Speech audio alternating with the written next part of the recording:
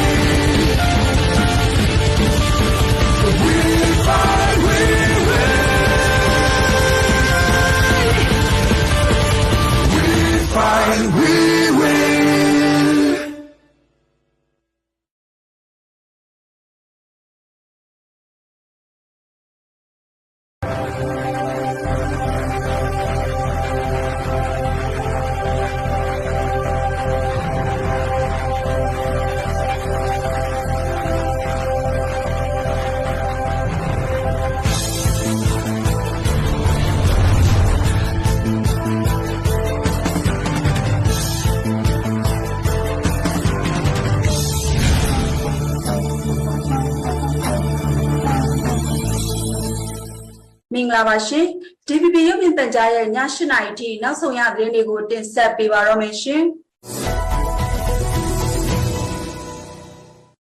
7 July စိတ်ဓာတ်နဲ့အာဏာရှင်စနစ်ကိုအမြင့်ပြတ်တိုက်ထုတ်ကြဖို့တပိတ်ခေါင်းဆောင်တွေကတိုက်တွန်းကြပါတယ်ထက်အောင်သတင်းပေးပို့ထားပါတယ်ရှင်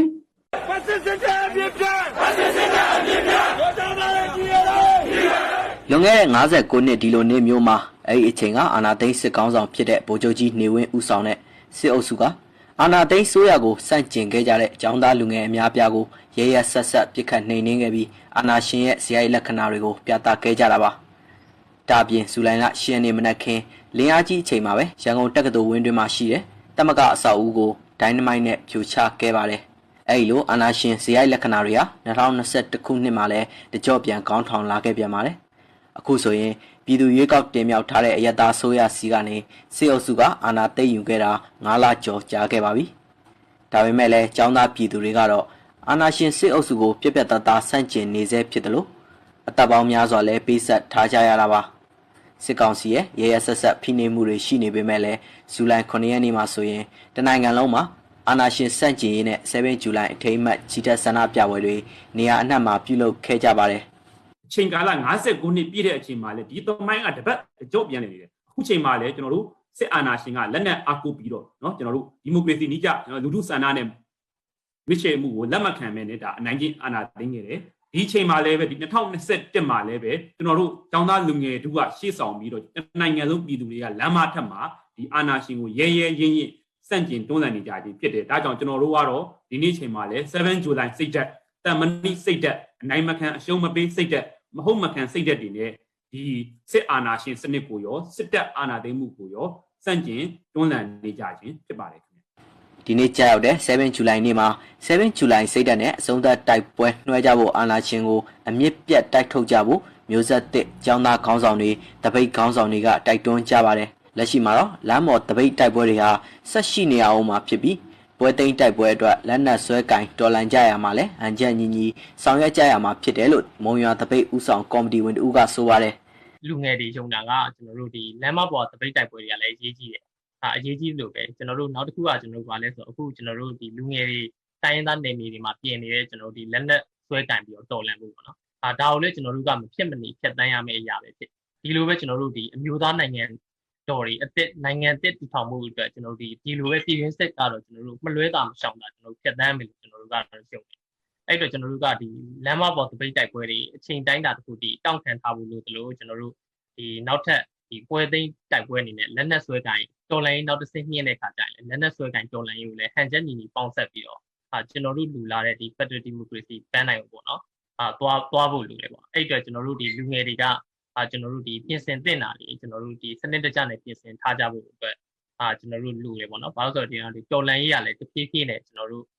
့တကယ်ကိုပဲဒီပွဲသိမ်းမဲ့အချိန်ကိုကျွန်တော်တို့ရောက်လာတော့မှာပေါ့နော်ကျွန်တော်ဒီ news အတီးတီးရဲ့အားတွေအားလုံးပေါင်းပြီးတော့ဒီတစ်ခါဒီပွဲကကျွန်တော်တို့ news မှာဒါနောက်ဆုံးပွဲဖြစ်တယ်ပေါ့နော်ကျွန်တော်တို့ဒီနိုင်အောင်ထိတိုက်ရမယ့်တိုက်ပွဲဖြစ်တယ်ပေါ့နော်အဲ့အတွက်ကျွန်တော်တို့ကတော့ဒီနီးနာအပေါင်းဆုံးပေါ့နော်ကျွန်တော်စစ်အာဏာရှင်စနစ်ပြုတ်ကျဖို့ဆိုရင်ကျွန်တော်နီးမျိုးကိုကျွန်တော်တို့လူငယ်တွေကတော့အသုံးပြုပါမှာဗျလက်ရှိမှာတော့မြန်မာနိုင်ငံမှာဆီယနာသိမ်းမှုအလေးအထား1962ခုနှစ်ကစလို့အခုချိန်ထိလည်းရှိနေသေးတာကြောင့်နောက်မျိုးဆက်တွေမှာဒီလိုအားမျိုးတွေဆက်မဖြစ်အောင်အပြည့်သက်အမြင့်ဖြတ်ရမယ်ဆိုတဲ့စိတ်နဲ့တိုက်ပွဲဝင်ကြဖို့ရန်ကုန်အခြေစိုက်တက္ကသိုလ်ကျောင်းသားတက်မကများတပိတ်ကောင်းဆောင်ကိုမင်းဟန်ထက်ကတိုက်တွန်းပါတယ်။ဝဲသိမ်းတိုက်ပွဲအတွက်ပြည်ရင်းစစ်ကိုမဖြစ်မနေဖြတ်တန်းရမှာဖြစ်တာကြောင့်လူမှုအနေနဲ့လည်းမကြောက်ရွံ့မဲ့လိုအပ်တာတွေကိုပြင်ဆင်ထားကြဖို့လဲသူကဆက်လက်တိုက်တွန်းပါတယ်။အခုချိန်မှာတိုက်ပွဲအတွင်းကိုရောက်နေခဲ့ပြီပေါ့။တိုက်ပွဲအတွင်းကျွန်တော်ရောက်နေခဲ့ပါပဲ။ဆိုတော့ပြောချင်တာကတော့ကျွန်တော်တို့မှာဒီချက်ပို့ပြီးတော့နောက်ဆုတ်စရာလမ်းတွေအများကြီးမရှိတော့ဘူး။နောက်တစ်ခုကကြတော့ကျွန်တော်တို့ကလက်ရှိနေဦးတော်လှန်ရေးအစောပိုင်းကာလတွေမှာကတော့ဒါကျွန်တော်တို့တွေလမ်းပေါ်လူလူလှုပ်ရှားမှုတွေကျွန်တော်တို့ရဲ့အင်အားတွေကိုဒူးနဲ့တဲနဲ့အလုံးလိုက်အထည်လိုက်ကျွန်တော်တို့ပြပြီးတော့ကျွန်တော်တော်လှန်ရေးတွေဆင်နွှဲခဲ့တယ်။ဒါပေမဲ့အဲ့တော်လှန်ရေးတွေကတဖြည်းဖြည်းနဲ့ဒါကျွန်တော်တို့မြေအောက်တော်လှန်ရေးအတွင်ကိုကူပြောင်းလာတဲ့ဟာတွေရှိတယ်လက်နက်ကိုင်တော်လှန်ရေးလမ်းစဉ်ကိုကျွန်တော်တွားရတော့မယ်ဆိုတာမျိုးတွေရှိတယ်။ဒီတော့ကြောင့်လည်းဒါကျွန်တော်တို့ဒီကျွန်တော်တော်လှန်ရေးရဲ့တက်ဦးမှရှိနေတဲ့ဒီ NUG အစိုးရကလည်းဒီလက်နက်ကိုင်တော်လှန်ရေးအတွက်ပြင်ဆင်လာတဲ့အနေအထားမျိုးတွေရှိလာပါပဲ။အဲ့လိုမျိုးဆိုတော့ပြောချင်တာကတော့ကျွန်တော်ရှေ့စမ်းမဲ့တော်လှန်ရေးကဟိုမျိုးပေါ့ဗျာချောမှုမှာတော့မဟုတ်တော့ဘူးချောမှုမှာမဟုတ်ဘူးဆိုတော့ဒါဒီခုနပြောလက်နက်ကိုင်တော်လှန်ရေးဖြစ်လာပြီးတကယ်စိတ်ရေးအရာကျွန်တော်တို့ကသူတို့ကိုပြန်ပြီးရင်ဆိုင်ရမယ့်အခြေအနေမျိုးတွေကိုကျွန်တော်ကြုံလာရတော့မယ်ဒီတော့ကြောင့်ပြည်သူတွေအားလုံးအနေနဲ့လည်းဒါကျွန်တော်ကြောက်ဖို့ဒီအချိန်မှာကြိုပြီးတော့ကြောက်နေဖို့ကြောက်စိတ်ဝင်နေဖို့ကျွန်တော်ဆိုလိုချင်တာမျိုးမဟုတ်ဘူးဒါပေမဲ့ကြိုပြီးတော့ပြင်ဆင်ထားကြဖို့လို့အများကြီးကျွန်တော်ကကြိုပြီးပြင်ဆင်ထားရလိမ့်မယ်လက်ရှိမှာတော့လူဒေါ်လာကြီးဟာရက်တက်မတည်ပဲရှေ့ကိုဆက်ရှောက်နေစေဖြစ်တယ်လို့စစ်မှန်တဲ့ဒီမိုကရေစီဖက်ဒရယ်ပြည်ထောင်စုပေါ်ပေါက်ရေးအတွက်ထိုက်တန်တဲ့ယင်းဤပေးဆက်မှုတွေတော့ရှိရမှာဖြစ်တယ်လို့မန္တလေးတပိတ်ခေါင်းဆောင်တူဖြစ်တဲ့ကိုတီဇာဆန်းကပြောပါတယ်ဒါကြောင့်ပြည်သူလူထုအနေနဲ့စိတ်ရောကိုယ်ပါအစွမ်းကုန်ပြင်ဆင်ထားကြဖို့သူကတိုက်တွန်းပါတယ်ကျွန်တော်တို့ပြည်သူလူထုလက်မခံအတိမတ်မပြုတဲ့အာဏာသိမ်းစစ်တပ်ဆိုတာနော်အစိုးရမဟုတ်ပါဘူးနော်အကြမ်းဖက်ခိုင်းဓမြခိုင်းတခိုးခိုင်းပဲဖြစ်တယ်ဒါကြောင့်ကျွန်တော်တို့အနေနဲ့ဒီအကြမ်းဖက်အုပ်စုနော်ဓမြအုပ်စုတခိုးအုပ်စုကိုကျွန်တော်တို့ပြည်သူလူထုအင်အားနဲ့ဆက်ပြီးတော့တောထုတ်ကြပါစို့ဆက်ပြီးတော့မောင်းထုတ်ကြပါစို့ပဲကျွန်တော်တို့ပြောချင်တယ်ကျွန်တော်တို့ရဲ့နိုင်ငံကိုကောင်းမွန်မှန်ကန်တဲ့စနစ်နဲ့တည်ဆောက်လို့တယ်ကျွန်တော်တို့စစ်မှန်တဲ့ Federal Democracy ပြည်ထောင်စုကိုလိုချင်တယ်ဆိုရင်ကျွန်တော်တို့ဒီအတွက်လည်းကျွန်တော်တို့ထိုက်တန်တဲ့ယင်းဤပေးဆက်မှုတွေရှိရပါမယ်ဒီအတွက်လည်းကျွန်တော်တို့ပြည်သူလူထုအနေနဲ့နော်စိတ်ရောကိုယ်ပါအစွမ်းကုန်ပြင်ဆင်ထားဖို့ကျွန်တော်အနေနဲ့နှိုးဆော်တိုက်တွန်းလိုပါတယ်အဲ့တော့ကျွန်တော်တို့ပြည်သူလူထုရဲ့တိုက်ပွဲနိုင်ကိုနိုင်ရမယ်ဓမ္မဘတ်တော်သားတွေအားလုံးနိုင်ကိုနိုင်ရမယ်ကျွန်တော်တို့အရေးတော်ပုံမုတ်ချအောင်ရမယ်လို့ပဲပြောချင်ပါတယ်ခင်ဗျဗိုလ်ချုပ်ကြီးမင်းအောင်လှိုင်ဦးဆောင်တဲ့စေအုပ်စုကတိုင်းပြည်အာဏာကိုသိမ်းယူခဲ့တာ9လကျော်ကြာမြင့်ပြီဖြစ်ပြီးအဲ့ဒီကာလတွင်အရတာ800ကျော်ကိုလည်းတပ်ဖြတ်ထားသလိုထောင်နဲ့ချီတဲ့ပြည်သူတွေကိုလည်းဖမ်းဆီးထားတာဖြစ်ပါတယ်။ဒါပေမဲ့လည်းဆန္ဒပြပွဲတွေလက်နက်ဆွဲကင်တော်လှန်ရေးတွေဟာနေရာအနှံ့ဖြစ်ပေါ်နေပြီးစစ်အုပ်စုရဲ့အုပ်ချုပ်ရေးရန်တရားကတော့အလုံးစုံမလဲပတ်နိုင်သေးပါဘူး။ကျွန်တော်ထပ်အောင်ပါ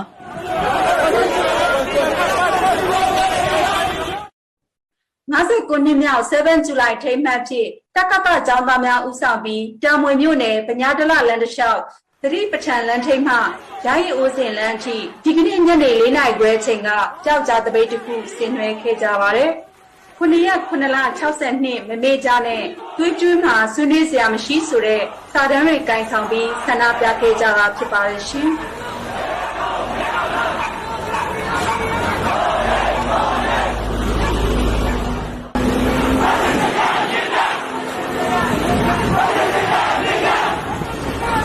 What is it?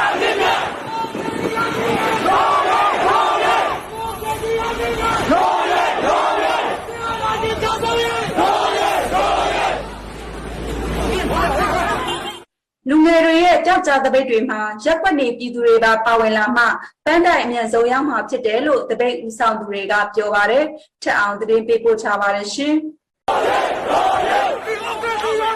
ဆီယနာသိမ်းပြီး9လကျော်ကြာတဲ့အထိအာဏာရှင်စက်ကြီးတပိတ်စစ်ကြောင်းတွေပျောက်ကြားဖြစ်ရှိနေစေဖြစ်ပါတယ်ဇူလိုင်9ရက်နေ့မှာဆိုရင်လည်း7ဇူလိုင်အထိမ်းအမှတ်ဖြစ်အာဏာရှင်စန့်ကျင်ဆန္ဒပြပွဲတွေရန်ကုန်မြို့အနှံ့မှာပျောက်ကြားပုံစံနဲ့ကျင်းပခဲ့ကြပါတယ်ခုလိုပျောက်ကြားတပိတ်တွေနဲ့လောက်တဲ့နေရာမှာတချို့ရက်ွက်တွေကမကြိုက်တာတွေသတင်းပေးတာတွေရှိနေတယ်လို့ဆန္ဒပြသူတွေကပြောပါတယ်ပျောက်ကြားတပိတ်တွေကတော့ရတဲ့နီးနဲ့ဆက်လက်လှုပ်ဆောင်သွားမှာဖြစ်ပြီးတော်လန်ရေးအမြန်ဆုံးအောင်မြင်ဖို့ရက်ွက်နေပြည်သူတွေပါအတူပူးပေါင်းပါဝင်ပေးစေခြင်းတယ်လို့တောင်တကုန်းဆန္ဒပြတပိတ်ခေါင်းဆောင်တို့ကပြောပါတယ်ဒါပြည်သူလူထုကရှောက်နေကြမယ်ဆိုရင်ကျွန်တော်တို့လိုချင်တဲ့ဒီဆက်အာဏာရှင်မရှိလို့ဆိုတဲ့အခြေအနေဒီမိုကရေစီရမယ်ဆိုတဲ့အခြေအနေဒေတာပေါက်ရောက်လာမှာမဟုတ်ပြအဲ့တော့မလွဲတာမရှောင်တာလို့ဖြစ်လာတဲ့အခြေအနေမျိုးကြလို့ရှိရင်အတူတူမျှတပြီးတော့ရင်ဆိုင်ပေးလိုက်တယ်ဆိုတဲ့သဘောမျိုးလေးပဲထားပေးဖို့ပေါ့နော်ဒီလိုမျိုးမြေပေါ်ကိစ္စတွေလုပ်နေတဲ့ဆန္ဒပြပွဲလုပ်နေတဲ့ကျွန်တော်တို့ရဲ့ညီကိုရဲဘော်ရဲဘက်တွေအဲ့လိုပေါ့နော်ကလေးတွေပေါ့အထူးသဖြင့်ဒီလူတွေကိုအတက်နိုင်ဆုံးစောင့်ရှောက်ပေးဖို့ပြီးတော့ဒီလိုမျိုးပွဲတွေဖြစ်လာလို့ရှိရင်ကြည်ကြည်ပြူလက်ခံပေးဖို့လိုအပ်တယ်ပေါ့နော်လက်ရှိမြေပေါ်တပိတ်တွေမြေပေါ်ဆန္ဒပြပွဲတွေဆိုတာလေဒီရဲ့အရေးတော်ပုံကာလအတွင်းမှာအရန်ကိုအရေးပါတဲ့အခန်းကဏ္ဍမှာရှိနေသေးတယ်ဆိုတော့ပြည်သူလူထုအနေနဲ့ဒါပူးပေါင်းပါဝင်တဲ့အနေနဲ့ဒီလိုမျိုးတွေကြည်ကြည်ပြူလက်ခံပေးဖို့စောင့်ရှောက်ပေးဖို့လိုအပ်တယ်လို့တော့ကျွန်တော်ကတော့ပြောချင်တယ်ပေါ့နော်အဲ့ဒါကြောက်ကြားတပိတ်လုပ်ပြီးအပြန်ဆိုရင်တချို့အငှားအယမောင်းတွေအနေနဲ့ကားရက်မပေးတာတွေကော်မတီချင်းတဲ့ပုံစံတွေနဲ့မောင်းသားကြတယ်လို့ဆန္ဒပြလူငယ်တို့ကဆိုပါတယ်လူငယ်တွေဘက်ကတနိုင်တဲ့ဘက်ကလှုပ်ရှားဆောင်ရွက်နေကြတယ်လို့ပြည်သူတွေဘက်ကလည်းတနိုင်တဲ့ဘက်ကပူပေါင်းပေးပါလို့ဆန္ဒပြလူငယ်တို့ကတောင်းဆိုပါတယ်ကျွန်တော်ကတော့ပြောချင်တာကတော့ဒီပေါ်ငေါလူငယ်တွေကတော့နည်းနည်းပြည်ပြည်ဆုံးပြီးသားဆိုတော့ကျွန်တော်ကတော့လူကြီးပိုင်းနေကျွန်တော်တို့လာလုပ်တဲ့ဒီမျိုးနယ်အနေနဲ့ဒီဘက်ဒီကပြောချင်တာကတော့ကျွန်တော်တို့ကလေးတွေလမ်းပေါ်ထွက်လာတဲ့ခါကျရင်ကျွန်တော်တို့ကိုမလို့ညင်ပါနဲ့မကဲရကြပါနဲ့ဝင်းရံပေးကြမှာပေါ့ကျွန်တော်တို့လုပ်နေတာကကျွန်တော်တို့အတွက်မဟုတ်ပဲဒီနောက်တက်လာမယ်ကလေးလေးတွေအတွက်ဒီရှိဖြစ်ပေါ်လာမှာနေတော့လုံးလုံးနေအောင်လို့ကျွန်တော်တို့ဝင်းရံပေးပါ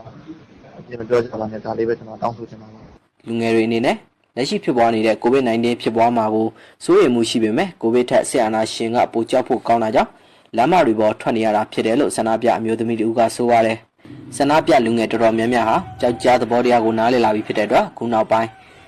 အဖမ်းခံရတာတော့အရင်လောက်မရှိတော့ပဲတနိုင်ငံလုံးတိုင်းတာနဲ့တပိတ်စစ်ကြောင်းတွေဆက်လက်လှုပ်ဆောင်သွားမယ်လို့တပိတ်ဦးဆောင်သူတို့ကပြောဆိုပါတယ်ကျွန်တော်ထပ်အောင်ပါပ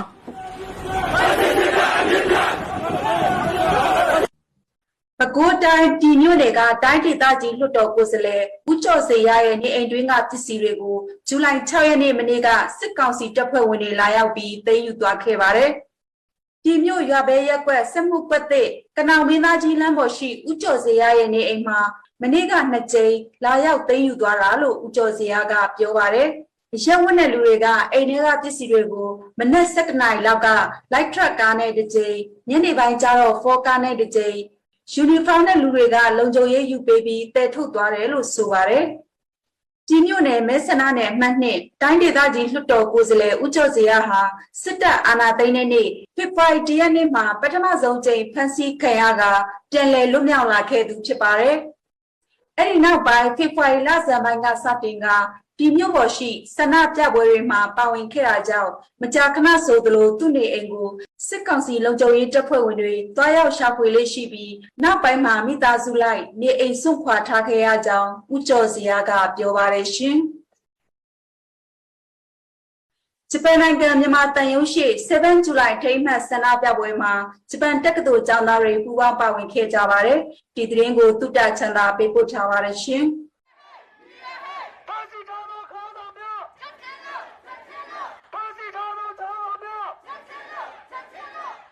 ဂျပန်နိုင်ငံတိုကျိုမြို့မြန်မာတန်ရုံးရှိမှာ7ဇူလိုင်အထိမ်းအမှတ်နဲ့စစ်အာဏာရှင်ကိုစန့်ကျင်ကြောင်းဆန္ဒပြပွဲကိုဇူလိုင်9ရက်နေ့ညနေပိုင်းမှာပြုလုပ်ခဲ့ပါတယ်။ဆန္ဒပြပွဲမှာဂျပန်ရောက်မြန်မာတွေသာမကဂျပန်နိုင်ငံသားတွေနဲ့တက္ကသိုလ်ကျောင်းသားတွေပါပူးပေါင်းပါဝင်ခဲ့ပြီးမြန်မာပြည်သူတွေဘက်ကရည်တည်ကြောင်းပြောဆိုခဲ့ကြပါတယ်။ကျွန်တော်ကဂျပန်မှာမြန်မာသားကိုလက်လာနေတဲ့တက္ကသိုလ်ကျောင်းသားတယောက်ဖြစ်ပါတယ်။အခုမြန်မာပြည်အခြေအနေကိုစိတ်ထူပါတယ်။ဒါကြောင့်ဂျပန်ရောက်မြန်မာပြည်တို့တွေ့အတူတူရှိနေပါတယ်လို့ပြောချင်ပါတယ်။ အဲဒါကိုအောင်ရမည် 1962ခုနှစ်အာဏာရှင်ဦးနေဝင်းလက်ထက်ကစပြီးလက်ရှိချိန်ထိအာဏာရှင်တွေဟာသူတို့အာဏာတည်မြဲဖို့အတွက်ပြည်သူတွေကိုအနိုင်ကျင့်တပ်ဖြတ်ချုပ်ချယ်ခဲ့ကြတယ်ဆိုတဲ့သမိုင်းကိုနိုင်ငံတကာကပိုပြီးရှင်းရှင်းလင်းလင်းမြင်နိုင်မှုဇူလိုင်9ရက်နေ့တပိတ်ကိုအကောင့်ထဲပေါ်လာလို့တပိတ်မှာပါဝင်တဲ့သူတယောက်ကပြောပါတယ်စစ်တပ်ရဲ့ကြမ်းဖက်တဲ့အကျင့်ဆိုးကြီးနဲ့လူငယ်တွေရဲ့တမန်ကစိတ်ကခုတောင်းစိတ်တွေကလက်စစ်ခံပြီးတော့ဒီထဲမှာရှိနေကြတယ်ဆိုတဲ့အချက်တစ်ချက်ကဒီနေ့ဒီချိန်ကတော့ကျွန်တော်လက်စစ်ခံနေတာဒီကတည်းကလက်စစ်ခံနေတာဇူလိုင်9ရက်မြန်မာတန်ရုံးရှိဆန္ဒပြပွဲမှာမြန်မာနိုင်ငံကလူငယ်တွေရဲ့ကြွေးကြော်သံတွေအတိုင်းဂျပန်ရောက်မြန်မာတွေကလည်းကြွေးကြော်ခဲ့ကြပါတယ်စစ်ကောင်စီကိုတစ္ဆာခံနေစေဖြစ်တဲ့ဂျပန်နိုင်ငံဆိုင်ရာမြန်မာတန်ရုံးကိုလည်းဆန္ဒပြသူတွေကအပြင်းအထန်ဝေဖန်ခဲ့ကြပါတယ်တိုကျိုမှာရှိတဲ့မြန်မာတန်ရုံးဘာဖြစ်လို့ရွေးချယ်ရလဲဆိုတော့မြန်မာတန်ရုံးထဲမှာရှိတဲ့ဝန်ထမ်းတွေကအားလုံးကြည့်ပြဖြစ်တဲ့အတိုင်းပဲပေါ့နော်ကျွန်တော်ဒီနေ့ CDM မှာမပါဝင်ဘူးတော်တော်စစ်ကောင်စီဘက်ကနေပြီးတော့အလုံးလုံးနေအာဏာယူတွေအလုပ်ကျွေးတူဒီနေ့ကျွန်တော်တိုင်းပြည်မှာပြည်သူအများပြအခုဆိုလို့ရှိရင်ပြည်သူအယောက်800ကျော်တက်ဖြတ်ခံပြောရင်ထောင်နဲ့ချီပြီးတော့ပြည်သူဖမ်းပြီးအိတ်ဆက်ခံပြီးတာဒါလို့သူတို့တွေကနှုတ်ဆက်ပြီးတော့လက်ရှိစစ်ကောင်စီလက်အောက်မှာဆက်လက်အလုံးလုံးနေတာဟာပြည်သူလူထုကိုတော်တော်နည်းနဲ့တက်ဖြတ်နေတာပဲဆိုတာကိုလည်းကျွန်တော်တို့ကပြောချင်တယ်ပြချင်တယ်ရည်ရွယ်ချက်နဲ့ဒီနေရာကိုရွေးချယ်ဖို့ဖြစ်ပါတယ်ဂျပန်နိုင်ငံဆိုင်ရာမြန်မာတန်ရုံးရှိမှာ1988ခုနှစ်ကစပြီးမြန်မာပြည်တွင်းနိုင်ငံရေးအခြေအနေတွေအတိုင်းဆန္ဒပြပွဲတွေကိုမြန်မာတွေကပြုလုပ်နေရှိပါတယ်။7 July အထိမ်းအမှတ်ဆရာနာရှင်စံကျင်ရေးဆန္ဒပြပွဲတွေကိုမြန်မာနိုင်ငံကမြို့တော်တော်များများမှာလည်းပြုလုပ်ခဲ့ကြပါတယ်။ကျွန်တော်တုဒ္ဒချမ်းသာပါစကိုင်းတိုင်းရင်းမပင်မြို့နယ်ရှေ့ချမ်းနဲ့စလင်းကြီးမြို့နယ်မြောက်ချမ်းတို့ကကျေးရွာပေါင်းစုံတပိတ်စစ်ကြောင်းဟာ7 July 59နှစ်ပြည့်အမှတ်တရဖြစ်7 July မမေ့ကြတဲ့ဆိုင်းဘုတ်ကိုင်ဆောင်ကစစ်အာဏာရှင်စန့်ကျင်ရေးတပိတ်ကိုဇူလိုင်9ရက်နေ့ကဆန္ဒဖော်ထုတ်ခဲ့ပါတယ်။ရွာပေါင်းစုံတပိတ်စစ်ကြောင်းဟာစစ်အာဏာရှင်စန့်ကျင်တော်လှန်ရေးတပိတ်ကိုပုံစံမျိုးမျိုးနဲ့နေ့စဉ်ပြုလုပ်နေတာဖြစ်ပြီးရက်ပေါင်း119ရက်မြောက်နေ့လည်းဖြစ်တယ်လို့ဆန္ဒပြအင်အားကောင်းနေစေတပိတ်စစ်ကြောင်းဖြစ်ပါတယ်ရှင်။တမန်ကလုံးပြစ်ခတ်တိုက်ခိုက်မှုရက်စဲရေးသဘောတူစာချုပ် NCA လက်မှတ်ရေးထိုးထားတဲ့တိုင်းသားတော်လှန်ရေးလက်နက်ကိုင်အဖွဲ့ငြိမ်းချမ်းရေးလုပ်ငန်းစဉ်ဦးဆောင်အဖွဲ့ PPST ယာယီအဖွဲ့ခေါင်းဆောင်ဖြစ်တာဝန်ယူခဲ့တဲ့ဗိုလ်ချုပ်ကြီးရွက်စစ်ကတာဝန်ကနေနှုတ်ထွက်ခွင့်တင်ခဲ့တာကိုအဲ့ဒီအဖွဲ့ရဲ့18ကြိမ်မြောက်စည်းဝေးကနေသဘောတူခဲ့ပြီးနှုတ်ထွက်ခွင့်ကိုပြုလိုက်ပါတယ်။နှစ်ကြာတာဝန်ထမ်းဆောင်ခဲ့တဲ့ဗိုလ်ချုပ်ကြီးရွက်စစ်ကိုဂုဏ်ပြုမှတ်တမ်းတင်ကြောင်းဇူလိုင်လ9ရက်နေ့ကထုတ်ပြန်တဲ့ထုတ်ပြန်ချက်မှာဖော်ပြထားပြီးရုပ်ထကြိမ်မြောက် NCA လက်မှတ်ရေးထိုးထားတဲ့တိုင်းသားတော်လှန်ရေးလက်နက်ကိုင်အဖွဲ့ရဲ့ထိပ်သီးအစည်းအဝေးဒုတိယပိုင်းပြီးမြောက်တဲ့အထိအဖွဲ့ခေါင်းဆောင်ဖြစ်နိုင်အောင်မင်းကတာဝန်ယူမှာဖြစ်ပြီးအဖွဲ့ဝင်တွေဖြစ်ဗိုလ်မှူးကြီးခွန်ဥက္ကာနဲ့ဗိုလ်မှူးကြီးစိုင်းငင်းတို့ကတာဝန်ယူမှာဖြစ်ပါတယ်။ NCA စာချုပ်ရဲ့အနှစ်သာရကိုအခြေခံပြီးပြည်ထောင်စုတွင်ရင်ဆိုင်နေရတဲ့နိုင်ငံရေးအကျပ်တဲကိုတည်လေစေရေးအတွက်ဆက်လက်ကြိုးပမ်းသွားမယ်လို့လည်းသဘောတူခဲ့ကြပါတယ်ရှင်။ဇူလိုင်6ရက်နေ့မနက်10:00နာရီဝန်းကျင်လောက်ကစကိုင်းတိုင်းရွှေဘိုမြို့နယ်တအုံရွာမှာဆိုင်ကယ်တစ်စီးကအနားကပ်ပြီးတနက်နဲ့ပစ်ခတ်တာကြောင့်ကြက်ခိုင်ရေးပါတီဝင်ဦးတင်ထွန်းဆိုသူတေဆုံးခဲ့တယ်လို့ရွာကန်တယောက်ကပြောပါတယ်။အသက်50အရွယ်ဦးတင်ထွန်းဟာဝက်သေးကျေးရွာမှာနေထိုင်သူဖြစ်ပြီးသူ့ရဲ့သားနေထိုင်ရာတအုံရွာကိုလာမှာပစ်ခတ်ခံခဲ့ရတာဖြစ်ပါတယ်။ဦးတင်ထွန်းဟာစစ်ကောင်စီနဲ့ဆက်သွယ်ရှိသူဖြစ်ပြီးကျူစောတိအဖွဲ့ဝင်လို့လည်းဒေသခံတချို့ကဆွဆွဲတာခံနေရသူဖြစ်ပါတယ်။တအုံရွာမှာပြစ်ခတ်မှုဖြစ်ခဲ့တာကြောင့်စစ်ကောင်စီကလာရောက်ရန်ရှာမှာကိုစိုးရိမ်ကြတဲ့အတွက်ရွာသားတွေဟာဘေးလွတ်ရာကိုရှောင်နေရတယ်လို့ရွာကန်တယောက်ကပြောပါတယ်ရှင်။ကယားပြည်နယ်ဒီမော့ဆိုမြို့နယ်စင်တောင်ကျေးရွာအုပ်စုတွင်ကစစ်ပေးရှောင်ပြည်သူတွေအတွက်စားနပ်ရိက္ခာနဲ့ဆေးဝါးတွေအကူအညီလိုအပ်နေပါတယ်။ဒီသတင်းကိုတုဒ္ဒချန္တာပေးပို့ထားပါတယ်ရှင်။စစ်ကောင်စီတပ်နဲ့ပြည်သူ့ကာကွယ်ရေးတပ်ဖွဲ့ PDF တို့အကြားတိုက်ပွဲပြင်းထန်ခဲ့တဲ့ကယားပြည်နယ်ဒီမော့ဆိုမြို့နယ်စင်တောင်ကျေးရွာအုပ်စုမှာနေထိုင်တဲ့ပြည်သူတွေဟာတောထဲမှာယာယီတဲတွေနဲ့နေထိုင်နေကြရတာပါ။မိုးရာသီဖြစ်တာကြောင့်တောထဲမှာနေရတာအခက်အခဲရှိနေတဲ့အပြင်ရိက္ခာနဲ့ဆေးဝါးတွေလည်းအကူအညီလိုအပ်နေပါတယ်။လက်ပါစတဲ့ရေခက်တယ်ပြီးတော့ချို့တော့မိသားစုတွေလည်းဟိုစာဝေးနေပိုင်းလည်းခက်တယ်အခက်အခဲရှိတာပေါ့နော်ဒီမှာတချို့ကြလည်းဒီကျမ်းမာရေးပိုင်းပေါ့နော်မကျတော့ဒီကလေးတွေချို့လည်းဖျားနာရှိတယ်ဆိုတော့ဒီမှာလည်းခါလေးတခြားတဲ့အင်ဂျီအိုတွေကဆက်စမကလာကူပေးတယ်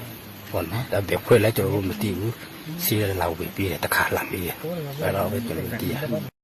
စင်အောင်ကျေးရွာအုပ်စုတွေက6မိုင်ကျေးရွာနဲ့လီဝိုးကျေးရွာတွေကပြည်သူတွေဟာနေရက်ပြန်မှုအခက်အခဲဖြစ်နေကြတာပါစစ်ပေးဆောင်တွေဟာအနီးနားကတာယာစိုက်ခင်းတွေမှာတနေ့ကိုဆန်အနှဲငယ်ပဲရတဲ့နေစာအလုပ်ကိုလုပ်ကင်နေရပြီးနေ့တိုင်းပုံမှန်အလုပ်မရှိတဲ့အတွက်စားတောက်ရေးအတွက်အခက်အခဲနေကြပါတယ်ညီကိုမွန်မဟာပဲငါရနာဆန်ကကြလဲအမတူညာငါရဟာဘနောတကတဘူးနဘူးစလဲတဘူးနဘူးဆဲဘူးစလဲတဘူးချဲဘူးဘနောတညာပေးတလောက်တော့ယူတယ်တညာငါရရဲ့ပေါ့တညာမငါရရဲ့ကစားရှိတဲ့အမေဟာနေနေနဲ့ကတ်စားတယ်စင်အောင်ကျေးရွာအုပ်စုကနေစစ်ပေးဆောင်နေရတဲ့ပြည်သူထောင်ထဲချီရှိနေပြီးတက်ကြီးရွယ်ကိုအမျိုးသမီးနဲ့ကလေးငယ်အများစုပါဝင်နေပါတယ်။ကြားပြည်နယ်ကစစ်ပေးဆောင်တွေအတွက်အမျိုးသားညီညွတ်ရေးအစိုးရနဲ့ရပ်ဘက်ဖွဲ့တွေကထောက်ပံ့တာတွေရှိနေပေမဲ့တချို့ဒေသတွေကိုတော့အကူအညီတွေမရောက်သေးဘူးလို့ဒေသခံတွေကပြောပါတယ်။ကျွန်တော်တုဒ္ဒချမ်းသာပါဖေဖော်ဝါရီလစစ်တပ်အာဏာသိမ်းပြီးကလေးကမြန်မာနိုင်ငံရဲ့ဆိုးရွားတဲ့အခြေအနေဟာပြည်တွင်းစစ်ဖြစ်နိုင်ခြေရှိတဲ့အနေအထားကိုတွန်းပို့နေကြောင်းနဲ့ဒေသတွင်းမလုံခြုံမှုကိုလည်းဖြစ်ပေါ်စေနိုင်တယ်လို့ကုလသမဂ္ဂလူ့ခွင့်ရေးဆိုင်ရာအကြီးအကဲမစ်ချယ်ဘာချေလက်ကဇူလိုင်6ရက်အင်္ဂါနေ့မှာတတိပေးပြောကြားလိုက်ပါတယ်။လက်တလောကာလအတွင်းမြန်မာနိုင်ငံဟာနိုင်ငံရေးအကျပ်တဲကနေရှုထောင့်ပေါင်းစုံလူ့ခွင့်ရေးတပ်ဘေးအန္တရာယ်ဖြစ်ကိုပြောင်းလဲသွားပြီလို့လည်းကုလသမဂ္ဂလူ့ခွင့်ရေးကောင်စီမှပြောသွားပါတယ်။နိုင်ငံတော်ကဆင်းရဲဒုက္ခတွေနဲ့အကြမ်းဖက်မှုတွေဟာရေရှည်တည်တံ့ခိုင်မြဲတဲ့ဖွံ့ဖြိုးတိုးတက်မှုအတွက်အလားအလာတွေကိုအကြီးအကျယ်ဖျက်ဆီးပစ်နေပြီးနိုင်ငံပြတ်သုံးသွားခြင်းဒါမှမဟုတ်ပိုကျပြန့်ကြီးမားတဲ့ပြည်တွင်းစစ်ဖြစ်သွားနိုင်ခြေများနေတယ်လို့လည်းဆိုပါတယ်။မြန်မာစစ်တပ်ကအာဏာသိမ်းမှုစတင်ခဲ့တာကနေအရက်သားလူထုကိုတိုက်ခတ်မှုအဖြစ်စနစ်တကျနဲ့မြင်းမြတ်ဆက်ဆံကိုပြောင်းလဲသွားတာလို့လည်းကုလသမဂ္ဂလူ့ခွင့်ရေးဆိုင်ရာမဟာမင်းကြီးကပြောပါတယ်။အာဏာသိမ်းချိန်ကစပြီးလူပေါင်း900နီးပါးသေဆုံးခဲ့ပြီးတော့အိုးပြစ်အိမ်ပြစ်ထွက်ပြေးရတဲ့သူတွေလည်း2သိန်းလောက်ရှိတယ်လို့ဆိုပါတယ်။ဒီချိန်ထဲမှာပဲကုလသမဂ္ဂရဲ့စာရင်းအရသတင်းတောက်60ကျော်ပါဝင်အနည်းဆုံးလူပေါင်း9200ကိုလည်းမတရားဖမ်းဆီးခဲ့ပြီးအဓိကကျတဲ့မီဒီယာ10ခုကိုလည်းပိတ်ပစ်ခဲ့တယ်လို့ပြောပါတယ်ရှင်။ကျိုမှာကျင်းပနေတဲ့စစ်မြန်မာတပ်ပုံပြပွဲကရတဲ့အကျိုးအမြတ်အားလုံးကိုမြန်မာပြည်သူတွေအတွက်ကူညီထောက်ပံ့မယ်လို့ပြပွဲဦးဆောင်ကျင်းပသူကပြောပါတယ်။ဒီသတင်းကိုတုတ္တချမ်းသာပေးပို့ထားပါတယ်ရှင်။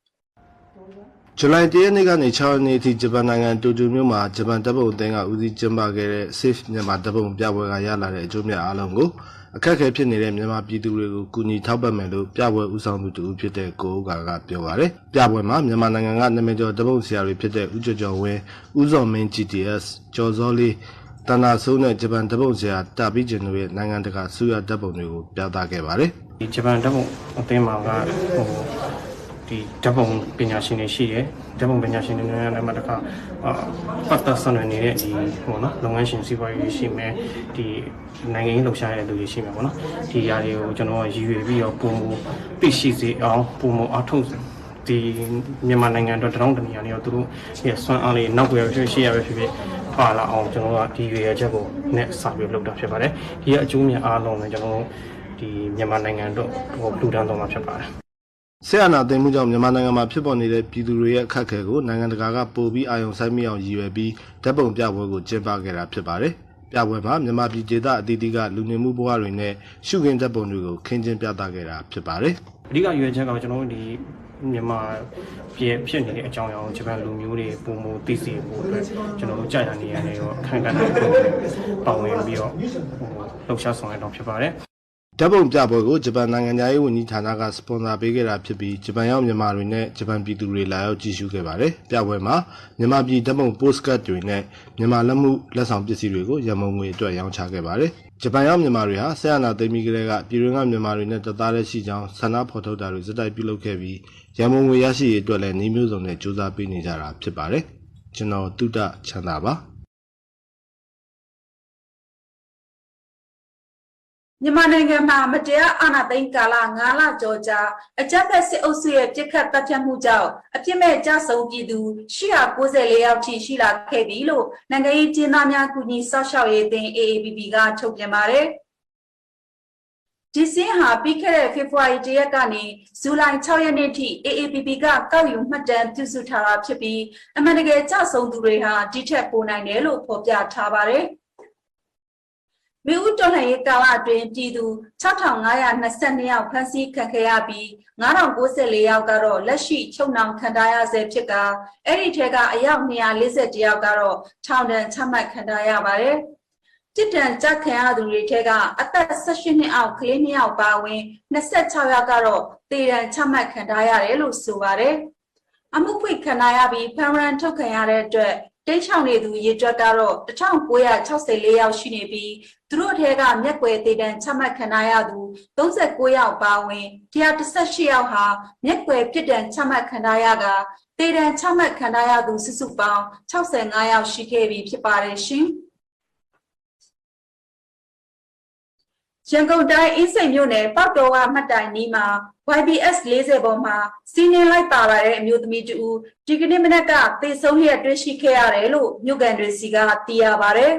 ။သူသေဆုံးရတဲ့အကြောင်းရင်းကိုမသိရသေးပဲအလောင်းကိုစနစ်တကျဆေးဖြန်းပြီးအင်းစိန်ဆေးရုံကိုပို့ဆောင်လိုက်တယ်လို့သိရပါတယ်။ YBS 40ဟာရွှေပြည်သာသခင်မြပန်းချံကြီးဆွဲတဲ့ရင်လိုင်းဖြစ်ပါတယ်ရှင်။စစ်ကောင်စီခန့်မန္တလေးမြို့တော်ဝန်ကျော်စန်းရဲ့မြို့တော်ဝန်နေအိမ်လုံခြုံရေးတာဝန်ကျရဲနှဦးမှာဇူလိုင်လ6ရက်နေ့က COVID-19 ရောဂါတွေ့ရှိခဲ့တယ်လို့စီပင်ဝန်ထမ်းတွေစီကနေသိရပါတယ်။မြို့တော်ဝန်နေအိမ်ဟာ69လမ်းနဲ့လမ်း80ကြား32လမ်းတောက်မှာရှိတာဖြစ်ပြီးမြို့တော်ဝန်ဆက်ဆက်နေထိုင်ဖို့ဆောက်လုပ်ထားတဲ့အိမ်ဖြစ်ပါတယ်။မန္တလေးစီပင်ဝန်ထမ်းတွေကိုစစ်ကောင်စီလက်ထက်မှာကိုဗစ်ကာကွယ်ဆေး2ကြိမ်ထိုးနှံပြီးဖြစ်ပေမဲ့ရောဂါကူးစက်မှုအများပြားရှိနေပါတယ်။အရင်မြို့တော်ဝန်ဒေါက်တာရဲလွင်လက်ထက်က COVID-19 ကူးစက်ခံရတဲ့စီပင်ဝန်ထမ်းတွေကိုဟိုတယ်မှာချားကကုသကုန်ကြစရိတ်အားလုံးတာဝန်ယူပြီးစနစ်တကျကုသပေးခဲ့တယ်လို့သိရပါတယ်။အခုကူးစက်ခံရတဲ့သူတွေကိုတော့35လမ်း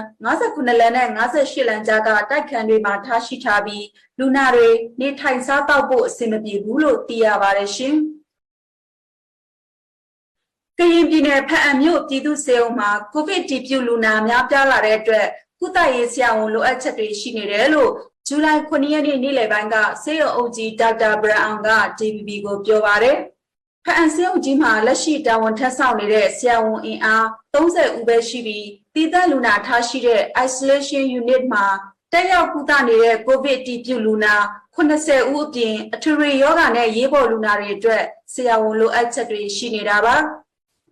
အဓိကလက်ရှိဝန်ထမ်းအခြေအနေနဲ့ဆိုရင်သူတို့ရုံးကန်နေရကြောင်းလက်ထောက်ဆရာဝန်ကိုပြင်ပလူနာဌာနလောက်ပဲပေးထားရကြောင်းဆေးရုံအုပ်ကြီးဒေါက်တာဘရန်အောင်ကဆိုပါတယ်။ဇွန်လ29ရက်နေ့ကစတင်ပြီးကိုဗစ်တည်ပြုလူနာများပြားလာတဲ့အတွက်နေရာလုံလောက်မှုမရှိတဲ့အတွက်ဖအံတိုင်းရင်းဆေးရုံကြီးစေကုသဆောင်မှာကြောင်းရွှေ့စေကုသခံယူနေရတဲ့လူနာ90ဦးလောက်ရှိပါတယ်။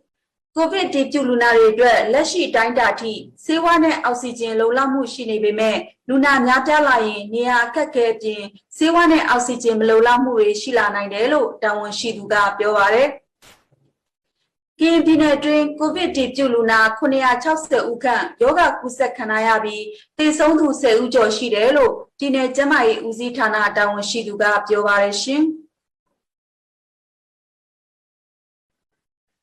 ပဲခူးတိုင်းပြည်မြို့မှာဒီကနေ့မနက်ပိုင်း COVID-19 တည်ပြုလူနာ40ဦးထပ်တိုးပြီးကိုဗစ်တန်တရားနဲ့လူတအူထပ်မံသေဆုံးခဲ့တယ်လို့ဒေသခံတွေစီကနေသိရပါတယ်။သေဆုံးသွားသူဟာစင်စုရက်ွက်ကဖြစ်ပြီးဒီကနေ့မနက်စောပိုင်းမှာယောဂအခြေအနေဆိုးလာလို့ပြည်သူ့ဆေးရုံကြီးကိုစေကံသွားပြပြီး COVID-19 ယောဂစစ်ဆေးနေချိန်မှာပဲအောက်ဆီဂျင်မလုံမလောက်ဖြစ်ပြီးသေဆုံးသွားခဲ့တာဖြစ်တယ်လို့ကျန်းမာရေးဌာနထံကသိရပါတယ်။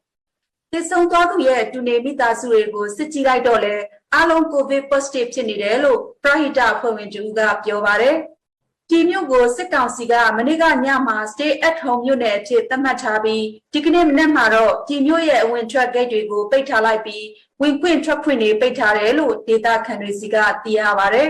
။ဒီမြို့မှာဒီကနေ့နေ့လယ်ပိုင်းထိအတည်ပြုလူနာဦးရေ200နီးပါးမှာဆေးရုံဆင်းခွင့်ရသူ24ဦးနဲ့သေဆုံး10ဦးရှိပြီဖြစ်ကြောင်းကျန်းမာရေးဌာနကသိရပါတယ်ရှင်။နိုင်ငံတော်အတိုင်ပင်ခံပုဂ္ဂိုလ်နဲ့အတူနေမိသားစုဝင်အားလုံးကိုဗစ်ကာကွယ်ဆေး2ကြိမ်ထိုးပြီးသွားပြီလို့သူရဲ့ရှင်းတွေကပြောပါတယ်။ဒီသတင်းကိုညီငယ်ပေးပို့ထားပါတယ်ရှင်။နိုင်ငံတော်အတိုင်ပင်ခံပုဂ္ဂိုလ်ဒေါ်ဆန်းစုကြည်နဲ့အတူနေမိသားစုဝင်9ယောက်စလုံးကိုဗစ်ကာကွယ်ဆေး 2ကြိမ်ထိုးပြီးသွားပြီလို့ရှင်းနေဒေါ်မင်းမင်းစုကဇူလိုင်လ6ရက်နေ့ရုံးချင်းပြီးမှပြောပါတယ်ဇူလိုင်လ6ရက်နေ့ရုံးချင်းမှာနိုင်ငံတော်တာမင်ခံပုဂ္ဂိုလ်သမ္မတနဲ့ဒေါက်တာမျိုးအောင်တို့3ယောက်တွဲအစွဲခံရတဲ့ပုံမှန်905ခါဝင်းနဲ့အတိုင်ပင်ခံကိုဆွဲဆိုတာနဲ့ဘေးရန်ရဲ့ဆိုင်ရာပုံမှန်တို့အတွက်တရားလိုတွေကိုဆက်လက်စစ်ဆေးခဲ့ပါတယ်အမေအပါအဝင်အမေခြံထဲမှာရှိတဲ့လူတွေအကုန်လုံးကိုဗစ်ကို2ကြိမ်စလုံးထိုးပြီးပါပြီလို့ပြောပါတယ်ရှင်။ကျမတို့ကိုလည်းထိုးပြီးပြီလားလို့မေးတယ်။မေးပြီးတော့မှဒီကိုဗစ်နဲ့ပတ်သက်ပြီးအထူးသတိထားဖို့လည်းထပ်ပြီးပြောပါတယ်ရှင်။ဇူလိုင်လ6ရက်နေ့ရုံးချင်းမတိုင်ခင်ခေါင်းဆောင်တွေနဲ့ရှင်းနေတွေဟာမိနစ်30ကျော်တွေ့ဆုံခွင့်ရခဲ့ပြီးကိုဗစ် -19 အခြေအနေနဲ့ပတ်သက်လို့ခေါင်းဆောင်တွေကစိုးရိမ်နေတယ်လို့ဆိုပါတယ်။ပြည်သူတွေအချင်းချင်းကျန်းမာရေးအသိတွေမျှဝေပြီးတတိထားနေထိုင်ကြဖို့လည်းပြောပါတယ်။ကာဝယ်ဆေးထိုးဖို့အခွင့်အရေးရရင်ဆေးထိုးကြဖို့လည်းအတိုင်ပင်ခံကတိုက်တွန်းခဲ့ပါတယ်။ပြည်သူတွေအချင်းချင်းလည်းဒီကိုဗစ်ကာကွယ်ရေးကိုဗစ်အတွက်ကိုတတိထားပြီးတော့နေထိုင်ကြဖို့အချင်းချင်းလည်းတတိပေးဖို့လည်းပြောပါတယ်။တိုင်ပင်ခံပုဂ္ဂိုလ်ဒေါ်အောင်ဆန်းစုကြည်ကိုဖေဖော်ဝါရီလ1ရက်နေ့ကစတင်ပြီးစစ်ကောင်စီကပုံမှန်6ခုနဲ့တရားစွဲဆိုခဲ့တာပါ။ဇွန်လ9ရက်နေ့မှာအဂရိလိုက်စားမှုတိုက်ဖျက်ရေးဥပဒေပုံမှန်55နဲ့အမှုထပ်ဖွင့်ခဲ့တဲ့အတွက်စုစုပေါင်းအမှု9မှုဖြစ်ပါတယ်။ဇူလိုင်9ရက်နေ့တုန်းကလည်းဒေါ်အောင်ဆန်းစုကြည်နဲ့ဦးဝင်းမြင့်ကိုဆွဲထားတဲ့အမှု4ခုအတွက်တရားလိုပြတပ်တွေတွေကိုဆက်လက်စစ်ဆေးခဲ့ပါသေးတယ်။နောက်ထပ်ရုံးချင်းတွေကတော့မှုရင်းစီမံခန့်ခွဲအစည်းအဝေးသဘောတူညီချက်တိုင်းအပတ်စဉ်တနင်္လာအင်္ဂါနေ့တွေမှာဆက်စစ်ဖို့တရားရုံးကဆုံးဖြတ်ထားပါတယ်။ကျွန်တော်ညီငယ်ပါခင်ဗျာ။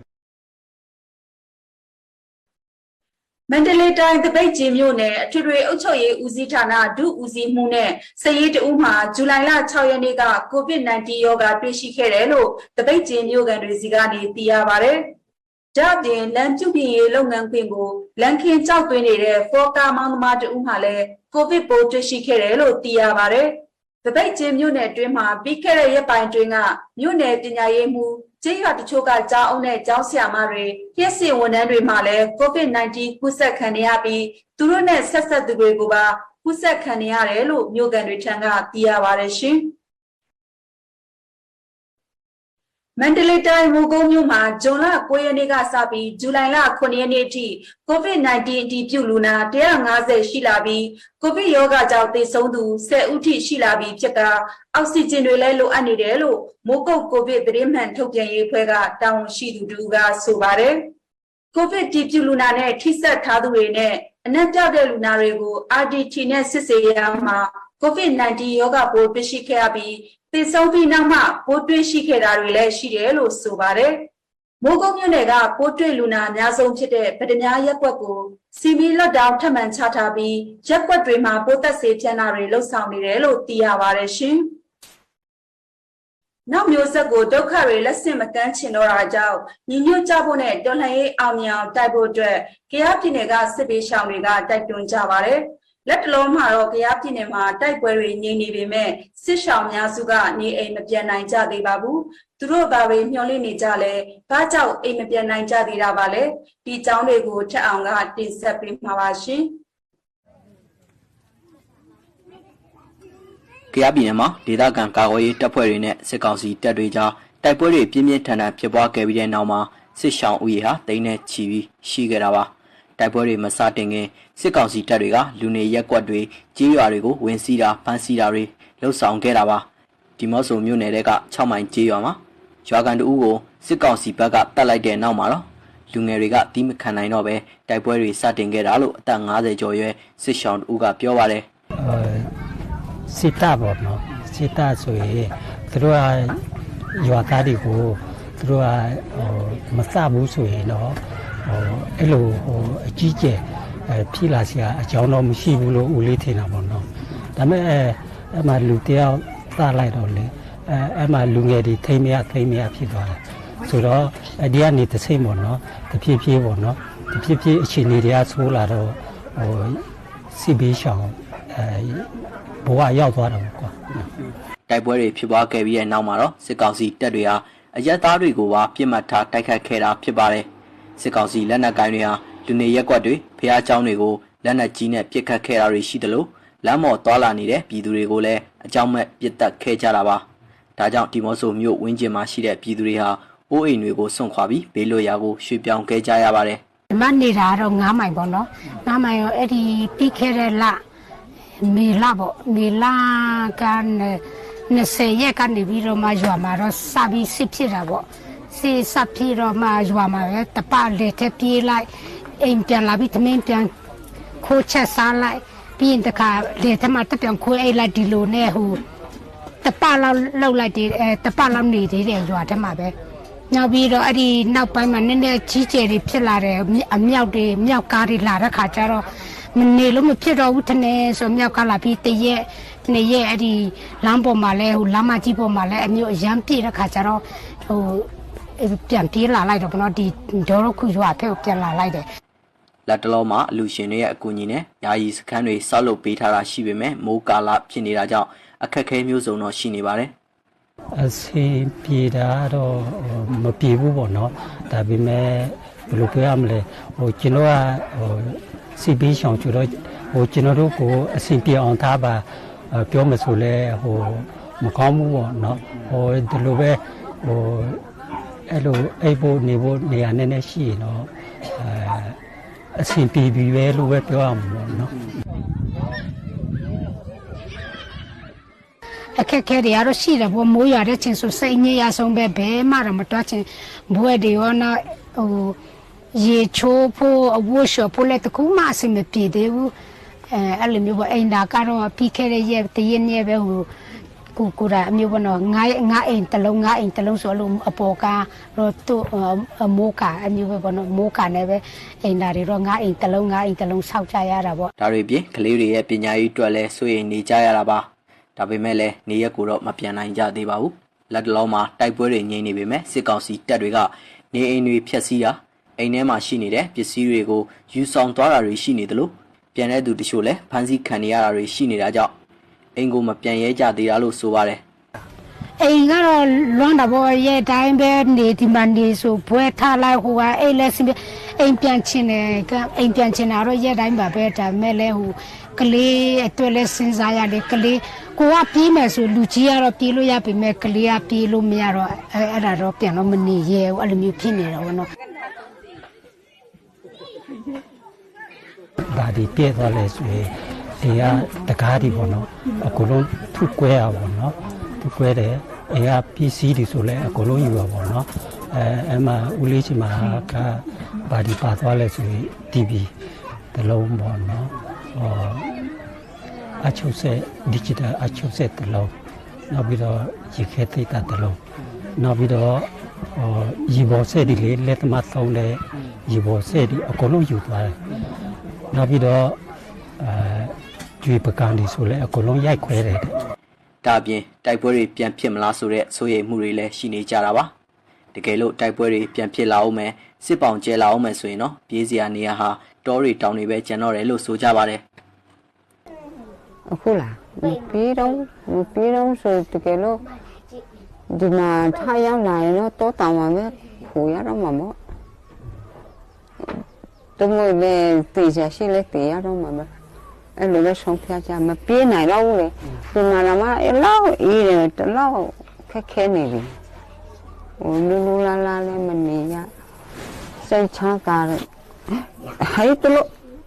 စိတ်နဲ့မချမ်းသာဘူးသူများအိမ်မှာဆိုတဲ့မျိုးကိုအိမ်နဲ့လည်းမတူဘူးလေသူများဘယ်လောက်ပဲကောင်းမတူလားနော်ထပ်ပြေးဖို့ဆိုရင်တော့တောင်းပဲခိုးရတော့မယ်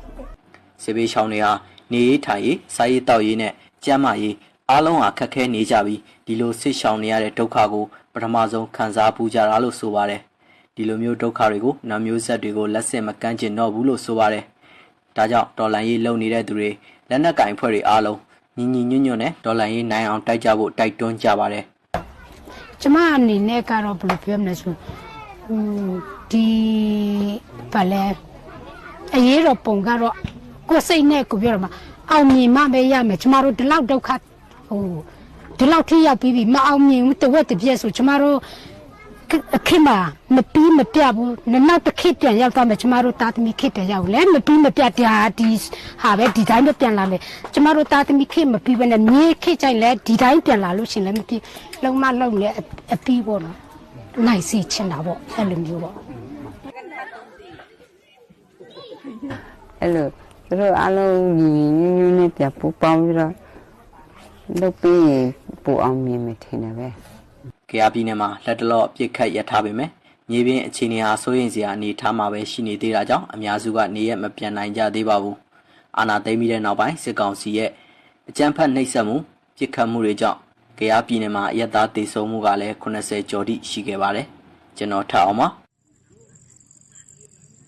Canada Nagaye, now Passongine, British Columbiane, Elevante Luama, Tobire Pola Senine, Mojote, Yesila Dari, Posola Melo, Muli Watapina Shiriga, 3 Pelai Pare, British Columbiane, now Ebata Pine Nakuma, Jona Tozene, July Day do Drain, Saint Conate the Banjo, Yesila Kerago, Maten Dinai Kevare.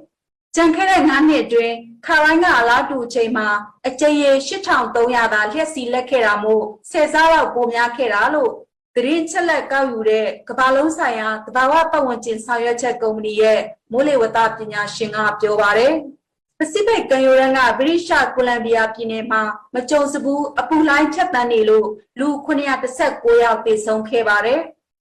Jaha Karai Ladu Chandre, Pomante Sole Shire, Lu Uye, Tonza Chitelo, Tine Gigega, Tajani Ma Jovare. Apulai drain lit them Yoha, Nishi said drain, Apujay Sanjango Chokebi, Apujay is a port at my 12 degrees Celsius.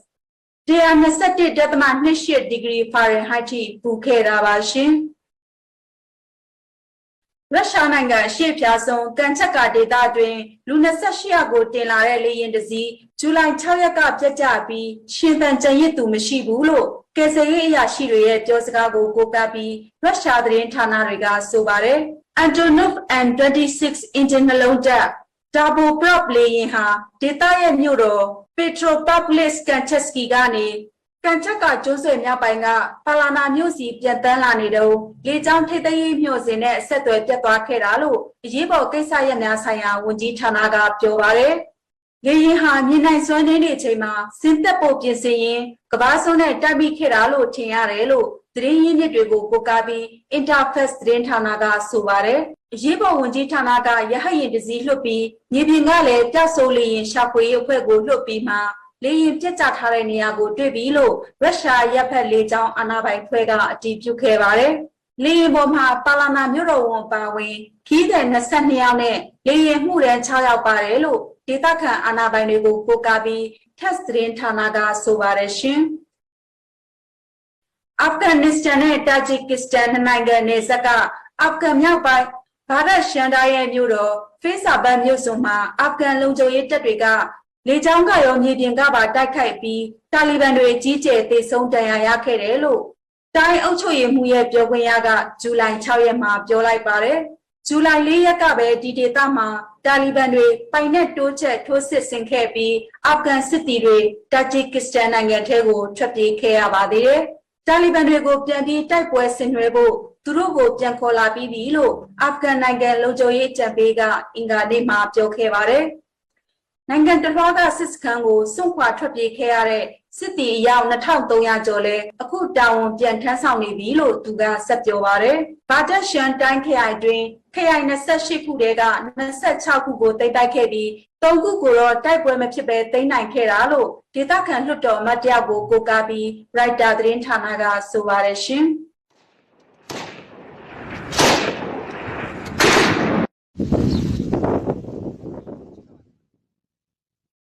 Tanjama Tanaga, Saya Sarandri, Pauja Kelo, Tio Comunito, COVID-19, Kayoga Gagwese, Sino Vepo, Bangkok Data Kaniga, Soyini Jarelo, right Dadrin Tanaga, July Choyama Subare, Jamai Wunandrego, mRNA Musa, COVID-19 Gagwese, Tubibone Patate, Timin Jetri Pare, Jamai Wuji Tana Dringa, Saya Sarandri, Pauja Keraba.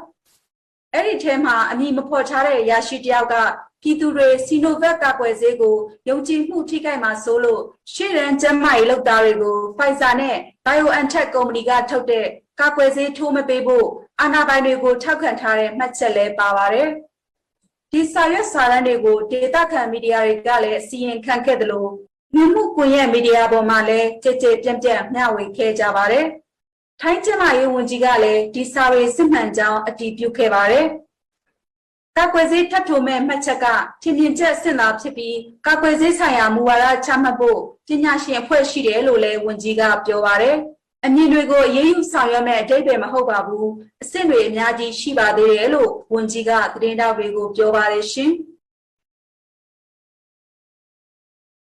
မြောက်ကိုရီးယားမူလတန်းကျောင်းတွေမှာကိုရိုနာဗိုင်းရပ်စ်ကူးစက်မှုဟန့်တားရေးလှုပ်ဆောင်ချက်တွေတိုးလုပ်နေတယ်လို့အစိုးရမီဒီယာကိုကိုးကားပြီးရိုက်တာသတင်းဌာနကဇူလိုင်6ရက်မှာဆိုပါတယ်။တက်တန်တိုးထားတဲ့အရေးပေါ်လှုပ်ရှားမှုအစိတ်ပိုင်းလို့လည်းမြောက်ကိုရီးယားအစိုးရမီဒီယာ KCNA ကပြောပါတယ်။ဒီရုပ်သံကိုတိကျလွတ်လွတ်လပ်လပ်စစ်ဆေးအတည်ပြုနိုင်တာတော့မဟုတ်ပါဘူး။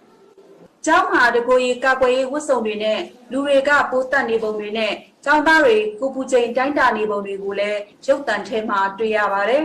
။အဲ့ဒီနေ့မှာပဲမြောက်ကိုရီးယားတောင်ဆောင်ကင်ဂျွန်အင်းကပါတီအုပ်ချုပ်ရေးထိပ်တန်းရရှိတွေကိုစစ်တင်ဝေဖန်ခဲ့တယ်လို့အစိုးရမီဒီယာကပြောပါတယ်။ကုသယောဂတိုက်ဖြတ်ရေးအရေးကြီးတဲ့ရေရှည်လှုပ်ဆောင်ချက်တွေကိုအကောင့်ထဲပေါ်ဖို့ပြက်ကွက်ပြီးတိုင်းပြည်နဲ့ပြည်သူတွေဘေးကင်းရေးပေါ်အန္တရာယ်ဖြစ်စေတဲ့အတွက်စစ်တင်ဝေဖန်တာလို့ဆိုပါတယ်။မြောက်ကိုရီးယားဟာ COVID-19 ကပ်ရောဂါကူးစက်ခံရှိတယ်လို့တရားဝင်အတည်မပြုရသေးပါဘူးရှင်။ကွင်းထဲလဲကျခဲ့တဲ့ဒိမတ်ကွင်းလဲလူအဲရစ်ဆင်နဲ့ဆေးအဖွဲ့ကိုယူရိုပြန်ပွဲဘိုလ်လုပွဲလာကြည့်ဖို့ UEFA ကဖိတ်ကြားထားပါတယ်။